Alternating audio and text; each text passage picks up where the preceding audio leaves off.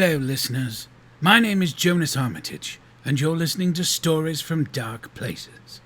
Today is a very, very big day, so we're going to jump right into it. Firstly, I would like to say Happy Father's Day to all. Whether you're a single father who loves his child, part of a married or committed couple, a man in a fiercely loyal polyamorous family unit, or the male member of a commune where the child-rearing responsibility is shared, this is a day that celebrates you. Thank you for being a positive influence in a child's life. On another note, we here at WZHP Radio Innsmouth wanted to do something special to celebrate Pride Month. So today, we're going to take a one-episode break from our sprawling epic tale to highlight a member of the online horror community who lives their life and faces adversities known only by those who live under the LGBT banner. Now, listeners, I'd like to bring you the first of two stories written by our featured author. This is What We Do for Love by Lurefish. The gold around my finger pulls me deeper than an anchor. My lover's name is Sebastian, and God granted him the sort of looks people spent millions trying to recreate in silicone and plastic. His face is peerless, with a wide smiling mouth and big aquamarine blue eyes. I wake up every morning to that mouth upon my forehead, and those big eyes staring down upon me, and a limber body curled beside my own. Idyllic, people would say, with laughter and jealousy. They would not understand why I did what I did. They would not understand what it means to love someone like Sebastian. This is what I will tell you. Before I worked homicide, I worked sex crimes. I found it draining, like a leech upon my back. At least in homicide, the victim's not staring at you from a hospital bed, stumbling through how their boyfriend held them down in the back of a car. At least in homicide, the prosecutor isn't asking me what the girl was wearing, like she somehow deserved her fate. At least in homicide, the victim's dead and gone and free. And that seemed like a better destiny than some of the shit I saw. And this is where I met Sebastian. This happens more than you'd think, but you'd fluff it up. You'd try and wait until the case was fully closed and say you ran into each other later. But some guys have a hero complex, obsessed with the idea of protecting someone terrified and vulnerable. I always said that I wasn't gonna pick someone up at a crime scene. I was, and I always am, a fucking liar. I pulled up to an ambulance flashing and beat cops taping off the front of a cute little house. The big bay window up front completely smashed in. Point of entry automatically established, I went to go find my victim sitting in the ambulance. Even here, huddled underneath a bright orange shock blanket, with only the street lamps for lighting, Sebastian seemed to glow from the inside out. There were freckles across his aristocratic nose, and his legs were long, covered in bruises. I slapped myself for noticing when there were thick tears still dripping down his face. "Hey, are you Sebastian?" I asked kindly. He looked up at me with those jewel blue peepers. "I'm Detective Anthony Capri. Can you tell me what happened?" I was just in my kitchen, making dinner," Sebastian murmured. He spoke like birdsong, sugar-sweet trills that would lull me awake on my mornings off. "I heard shattering glass from my living room, and when I came out to see what broke, he... Sebastian broke off. I placed a comforting hand on his shoulder, and Sebastian looked up at me with pleading adoration. I was used to a bit of hero worship, my towering frame, square-cut jaw filling the role of knight in shining armor easily. "He pinned me down and tried to," Sebastian said. It was oftentimes difficult for male victims to fully articulate what happened to them, too ashamed to admit weakness. "But the cops came before he could—" "It's all right," I assured. "Do you think it was someone you know?" Sebastian looked down before casting a baleful look at me through his lashes. "I have an ex-boyfriend. He was very violent."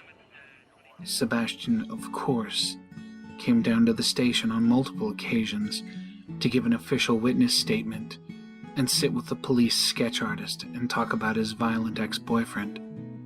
I was always there, as the lead detective on the case, and Sebastian, bright and vivacious and playful, would smile and say that he found my presence comforting.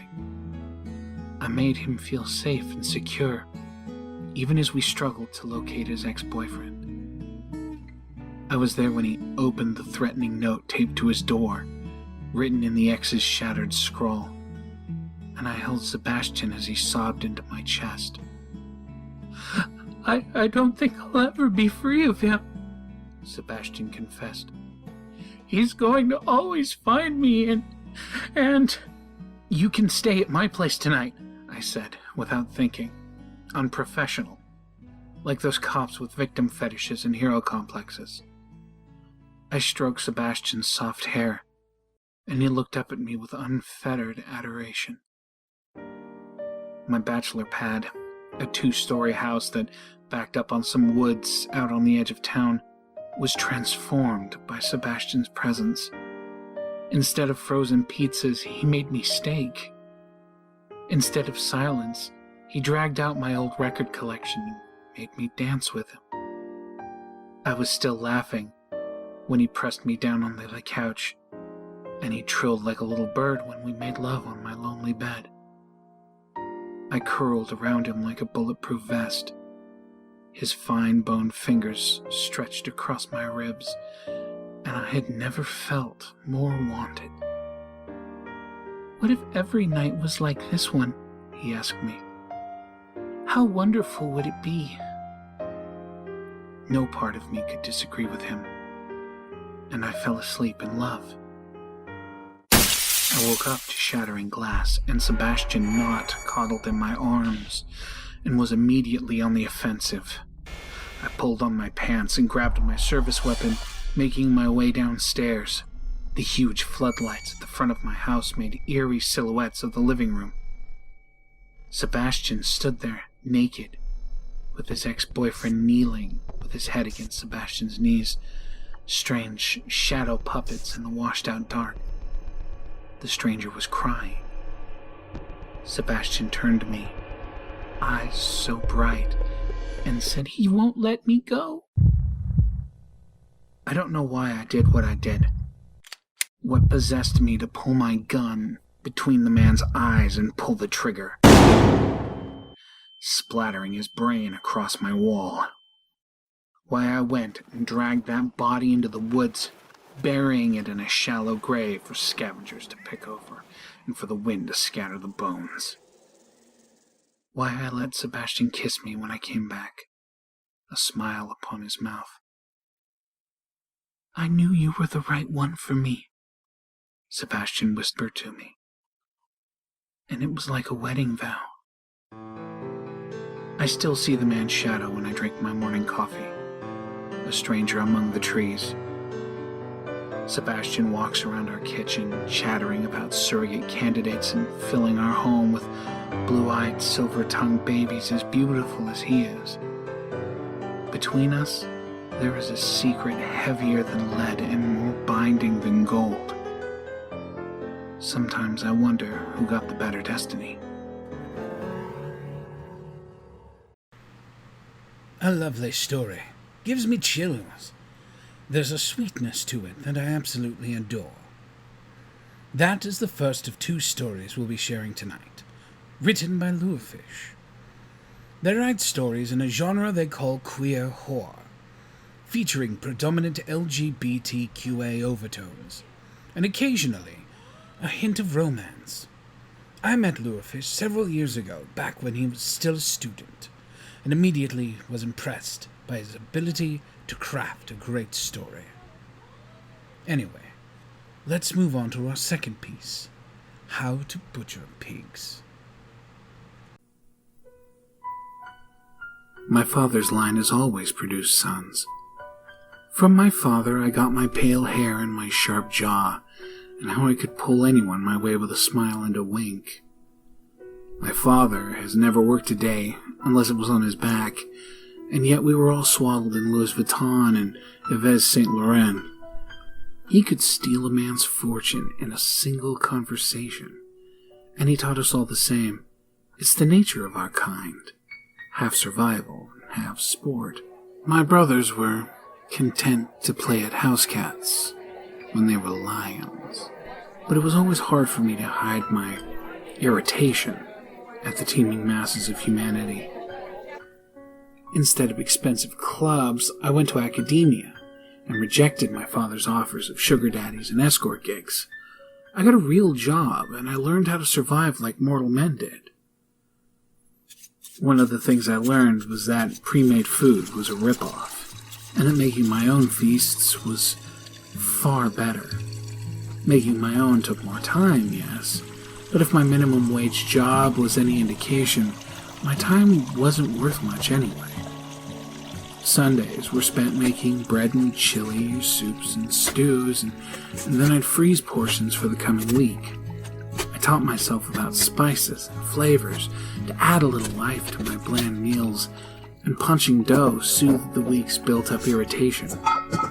My little studio apartment became a kingdom of solitude, where I could drop the mask and not have to deal with everyone who thought themselves entitled to my affection.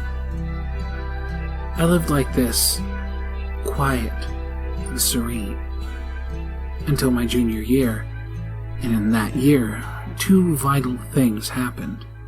I officially declared my neuroscience major, and Dr. Erickson became my advisor. His office was in the newest building on campus, its clear pane windows and wooden beams showing how modern and youthful he was. Dr. Erickson worked out, wore glasses, and cracked jokes, so everyone wanted his dick. I just wanted a flowchart to medical school, or perhaps a PhD program. Erickson couldn't stop touching my leg, praising my intelligence, giving sly compliments to my appearance, and I gritted my teeth and endured as I have so often before. I hope to have you in my class, Jack. Erickson purred at the end of our advising session, like he was the first professor who wanted to fuck me. Animal. Most professors learn to clamp down on their desires by the second cool dismissal. But perhaps Erickson was too emboldened by the ardent desires of his freshman students to back down. To him, I was just a haughty student that needed to be worn down to accept his lust. First came the coveted research position in his lab group. My lab mates resented me until I blessedly took over the dirty task of giving my schizophrenia. Then Erickson started to find more and more reasons to come by my lab table, leering and looming over me as I tried to work. Anonymous gifts of flowers and poetry, odd excuses for advising sessions, wandering hands. I endured with the patience of a stone, drawing Erickson closer and closer. It was a dance my father taught me, and he didn't let me leave the nest until I memorized all the steps. It all came to a crescendo on Saturday. I was the only one in the lab, looking over the blood tests I had started the Friday before. The quiet whirling of computers and the chattering of mice was interrupted by Erickson opening the door with a creak. I acknowledged him with a hum. His hands slid onto my shoulders. fingers brushing against my pale neck. No one would question if you stepped down from your position, Erickson threatened. This is a stressful role for an undergraduate. I'm not stressed, Doctor, I said neutrally. Erickson squeezed his hands around my biceps. It's okay to be weak, Jack, Erickson whispered, his breath humid on the back of my neck. Let me help you relax. I made a choice. I took Erickson by the hand and led him to my apartment.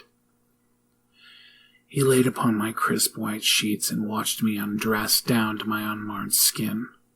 I stripped him bare and sat on his lap, kissing him with my rosy mouth. It was easy to make him think I loved him back, and he sung my praises between my thighs like they were a temple. He clutched at me like I was his possession, like he had the right to bruise me. Afterwards, Erickson rested on his back as I watched him recover. He would not be satisfied by a single night. No one ever was. I used one of my paring knives, a gift from my father, to stab Erickson between the ribs, into the lungs. He gasped, sputtering, still riding the high of the afterglow, and I cradled his head in my lap as he died, singing sweet songs as his eyes grew glassy. Erickson was a big, heavy weight in my bed, but if college taught me anything, it was waste not, want not. I had never slaughtered an animal before, and as I laid out the plastic tarp in my living room, I had never been so eager to learn something new. I did the butchering naked, because my father said the first kill you did was better naked, said it was better than sex, to which I always responded that sex was always boring at best. However, as I dismantled Erickson into something useful, completely drenched in his blood, I understood what Father meant. As Saturday night turned into Sunday morning, I had torn Erickson to the bones, and my freezer was bursting with meat that promised weeks and weeks of meals. I boiled some of his bones for stock, even made the heart and lungs into sausage, though the rest of the organs and bones were left for the other animals to take. Some might consider this cannibalism, but I contend Erickson and I aren't really the same species. How could you explain my kind as anything other than a predator, camouflaged in its beauty? We don't call leopards cannibals for eating zebras just because they're both mammals. My distressed lab-mates, eating the pig stew I so graciously brought in during the search for Dr. Erickson? Oh, they definitely were.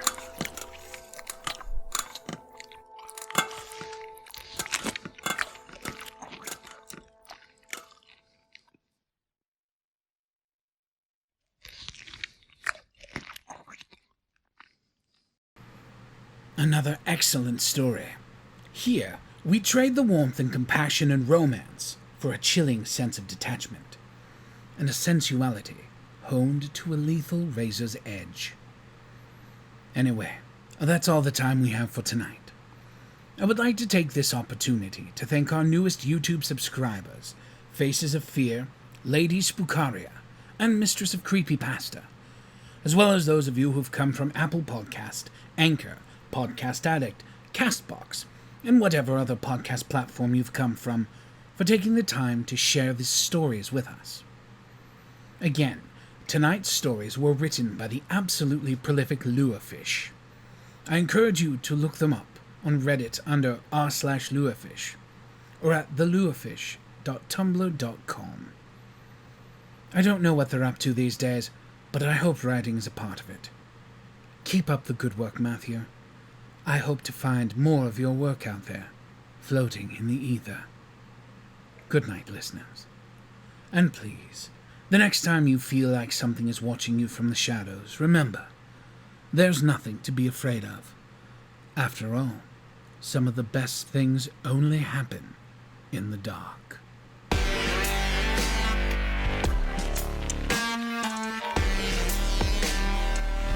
Stories from Dark Places was recorded before an imaginary studio audience. All stories performed on this podcast have express written consent from the original author. Johnas Armitage, his studio manager, and the entire staff of WZHP Radio Innsmouth are fictitious characters, and it's probably for the best that you continue to believe that. You don't have to be there from day one to be a father. You just have to be there when it counts.